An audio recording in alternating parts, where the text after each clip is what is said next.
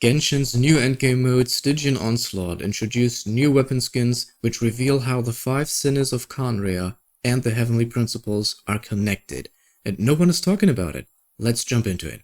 A quick recap on who the 5 sinners are. They were powerful individuals from Khaenrias who gave in to the call of the Abyss and became transcendent beings with world-shattering power. From Dainsleif we know their names: Rhindaughter, Gold, creator of Albedo and Durin; Sudology the Foul, Skirk's master; Vedrfolnir the Visionary; Raria, Rächer of Solnari; and Hroptatyr the Wise. If you clear Stygian level 6, you'll obtain 4-star and 5-star versions of the skins for each weapon type. The 4-star versions reveal that each one of them was wielded by a sinner with a specific attribute: a golden sinner, a wise sinner, a moon-hunting sinner, an oracle-issuing sinner, and a foul sinner.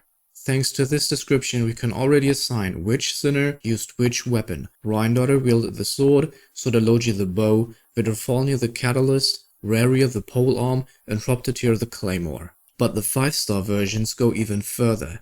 They describe how the weapons gained very specific divine power once the sinners transcended: life, void, time, death, and reason. This is a huge lore drop. Does this sound familiar to you? In case you've never heard it, it's widely assumed that Genshin's 5 artifacts are blessings of the gods and represent the powers of the Heavenly Principles. The Flower of Life stands for Nabirius, the Plume of Death for Unova, the Sands of Aeon for Istaroth, the Goblet of Void for the Sustainer or Asmoday, the God of Space, and the Circlet of Logos or Crown of Reason stands for the Primordial One. Not only does it tell us by conclusion the weapons of the Heavenly Principles, but it makes the sinners literal counterparts to them. They complement each other, like 2 sides of the same coin. In the 5.7 story quest, Albedo tells us that Rhindaughter merged with Nabirius, Shade of Life. We actually know that they found Nabirius' heart in a cave, which was then devoured by Rhindaughter. We see it play out in the new cinematic. Nabirius doesn't seem to mind sharing a body with Rhindaughter, and we can even see that Nabirius can take over if she wants. So it seems much more consensual than a forceful merging. During the Skirk encounter in Fontaine, she tells us that the sinners are seeking perfection. Is their goal reaching a perfected state through merging light and darkness? Maybe other sinner shade pairings will follow in the future. Skirk is the first playable character which uses powers from outside of Teyvat. Skirk, and by conclusion Sudology, are literally using the same power as the Sustainer of Heavenly Principles,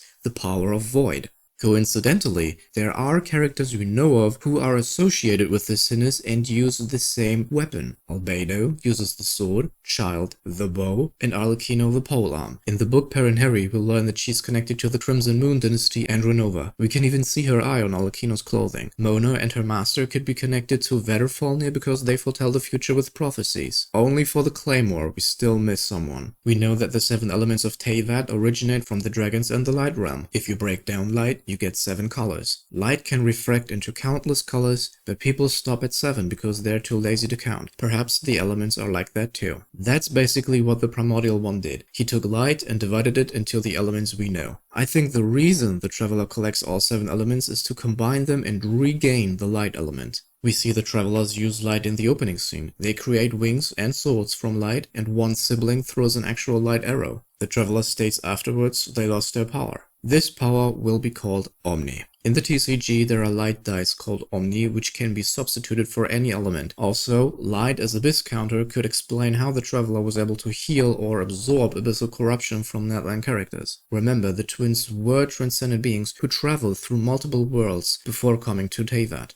The Abyss Twin told us in order to speak with the Heavenly Principles, you have to be equal to them, and we could transcend to a divine state just like the sinners after regaining the original light powers. This fulfills Vedrfolnir's prophecy and could be the setup for the last arc of Genshin's story. After all, we know that his prophecies are never wrong. Let me know what you think down in the comments. Thank you very much for watching, guys, and see you next time.